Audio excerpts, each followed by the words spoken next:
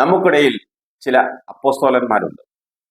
ചുട്ട കോഴിയെ പറപ്പിക്കുന്ന, നടുവൊടിഞ്ഞ ആളിനെ PT ഉഷയേക്കാളും വേഗത്തിൽ ഓടിക്കുന്ന അത്ഭുത രോഗശാന്തി ശുശ്രൂഷകരായ അപ്പോസ്തലന്മാർ. യഥാർത്ഥത്തിൽ അവരൊക്കെ പെന്തക്കോസ്തുകാരാണ്. അവരുടെ ആരാധന പെന്തക്കോസ്ത് ആരാധനയാണ്. നിങ്ങളുടെ ചിന്തയ്ക്കായി വയ്ക്കുക. എന്റെ കാഴ്ചപ്പാടിൽ കഴിഞ്ഞ 100 കൊല്ലമായി പ്രവർത്തിക്കുന്ന പെന്തക്കോസ്ത് കൂട്ടായ്മകളിലെ ആരാധന പാരമ്പര്യ അപ്പോസ്തോലിക സഭകളിലെ കൗദാശികമായ ബലിയർപ്പണ ശൈലിയിൽ നിന്ന് തികച്ചും വ്യത്യസ്തമാണ്.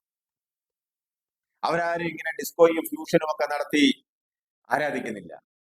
ഇവിടുത്തെ TPM സഭയിലോ IPC സഭയിലോ അതുപോലെയുള്ള സഭകളിൽ ചെന്നാൽ കാണാം യഥാർത്ഥ പെന്തക്കോസ്ത് ആരാധന. ഈ ന്യൂജൻ അപ്പോസ്തലന്മാർക്ക് പാട്ടുകളാണ് ആരാധനയുടെ പ്രഭാഗം. ആത്മീയ ഗീതാവലിയിലെ ഏതെങ്കിലും ഒരു പാട്ട് തമ്പേറിന്റെ താളത്തോടെ കൈകൊട്ടി താളാത്മകമായി പാടിത്തുറന്നു.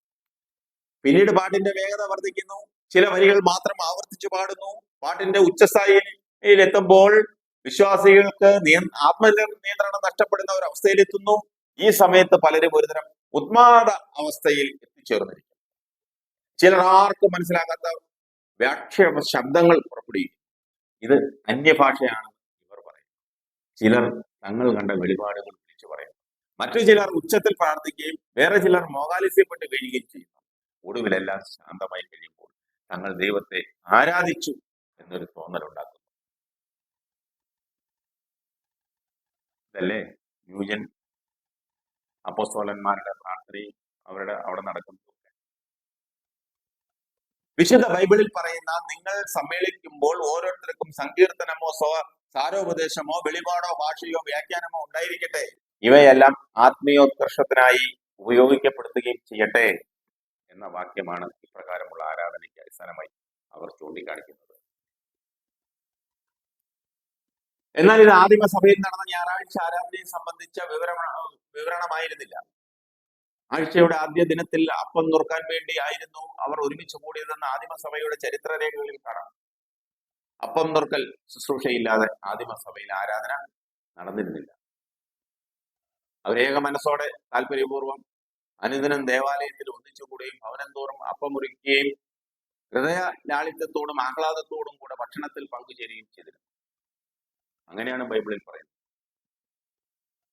അക്കാലത്ത് ക്രൈസ്തവ ദേവാലയങ്ങൾ ഇല്ലാതിരുന്നതിനാൽ ക്രൈസ്തവർ യഹൂദ സിനഗോഗുകളിലായിരുന്നു ആരാധനയ്ക്ക് ഒത്തുകൂടിയിരുന്നത്. എന്നാൽ അവിടെ വെച്ച് അപ്പം മുറിക്കൽ ശുശ്രൂഷ നടത്താൻ യഹൂദർ അവരെ മതപരമായ കാരണങ്ങളാൽ അനുവദിക്കില്ലായിരുന്നു. അതിനാൽ അവരേതെങ്കിലും ഒരു ഭവനത്തിൽ ഒത്തുകൂടി അവിടെ വെച്ച് അപ്പം മുറിച്ച് ഭക്ഷിച്ചുകൊണ്ടാണ് ആരാധന പൂർത്തിയാക്കിയിരുന്നത്. അമേരിക്കയിലെ മെഗാ ചർച്ചുകളിലെ ആരാധന രീതികൾ എപ്രകാരമാണെന്ന് യൂട്യൂബിൽ നോക്കിയാൽ നമുക്ക് മനസ്സിലാകും. തിയേറ്റർ അനുഭവങ്ങൾക്ക് സമാനമായ സംഗീത സാന്ദ്രമായ മാസ്മരിക അന്തരീക്ഷമാണ് ഇത്തരം സഭകളുടെ ആരാധന കേന്ദ്രം. കടും നിറങ്ങളിലുള്ള ഡിജിറ്റൽ ലൈറ്റുകളും പുകപടലങ്ങളും അത്യാധുനിക ശബ്ദ സംവിധാനങ്ങളും ഒക്കെയുള്ള വലിയ സ്റ്റേജാണ് ഇവരുടെ ആരാധനാലയത്തിന്റെ കേന്ദ്രഭാഗം. റോക്ക്, പോപ്പ് സംഗീത ശൈലിയിലുള്ള ഫാസ്റ്റ്, സ്ലോ മെലഡികളും ഗദ്യത്തെ പലതവണ ആവർത്തിച്ചു പറഞ്ഞ് പിന്നീട് അതിനെ ഒരു പാട്ടായി മാറുന്ന കസർത്തുകളുമുണ്ട്. സംഗീത സാന്ദ്രമായ അന്തരീക്ഷം സൃഷ്ടിക്കുന്ന ഉന്മാദാവസ്ഥ അതിന്റെ പാരമ്യത്തിലെത്തുമ്പോൾ ജനങ്ങൾ കൈയുയർത്തി വീശിയും ചാടിയും നൃത്തം ചെയ്തും സകലരും തീവ്രമായ ഒരു വൈകാരിക അന്തരീക്ഷത്തിന് കീഴ്പ്പെടുന്നു. ഈ അവസ്ഥയിലേക്ക് വിശ്വാസികളെ എത്തിക്കുക എന്നതാണ് വർഷിപ്പ് സംഘത്തിന്റെ ഉത്തരവാദിത്വം. സഭയുടെ പാസ്റ്റർ എന്നറിയപ്പെടുന്ന വ്യക്തി ഒരു ബൈബിൾ വാക്യം വായിച്ച് അതിനെ വ്യാഖ്യാനിച്ച് വാഗ്ദോരണിയോടെ സംസാരിച്ച് കേൾവിക്കാരിൽ വലിയൊരു പോസിറ്റീവ് ഊർജം ഉണ്ടാക്കുന്ന ചടങ്ങാണ് ഒടുവിൽ അത് അവിടെ നടക്കുന്നത്.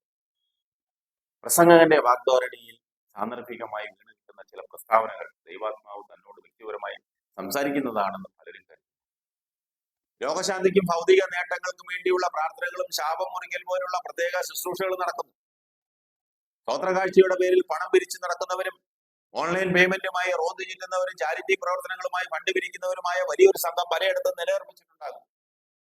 ദൈവത്തിന് നിർലഭമായി കൊടുത്താൽ തിരികെ 10 ഇരട്ടിയായി അമർത്തിക്കുലിക്ക് ദൈവം തിരികെ തരുമെന്ന ചിന്തയോടെ വാരിക്കോരി കൊടുക്കുന്ന വിശ്വാസികൾ. ഇതെല്ലാം ചേരുന്നതിനെയാണ് ന്യൂജൻ പെന്തക്കോസ്ത് ആരാധന എന്ന് വിളിക്കുന്നത്. ഇതൊന്നും യഥാർത്ഥ പെന്തക്കോസ്ത് വിശ്വാസമല്ല. ഇവരൊന്നും യഥാർത്ഥ പെന്തക്കോസ്തുകാരുമല്ല. അങ്ങനെയാണ് ദൈവദാസന്മാർ പഴയകാല പാസ്റ്റർമാർ, ഞാൻ നേരത്തെ പറഞ്ഞ സഭകളിലൊക്കെ ചെന്ന് കഴിഞ്ഞാൽ കാണാൻ പറ്റുന്ന ആരാധനകളും അവരൊക്കെ സാക്ഷ്യപ്പെടുത്തുന്നതും അങ്ങനെ തന്നെയാണ്. ഈ ന്യൂജൻ കക്ഷികളൊന്നും പെന്തക്കോസ്തുകാരല്ല.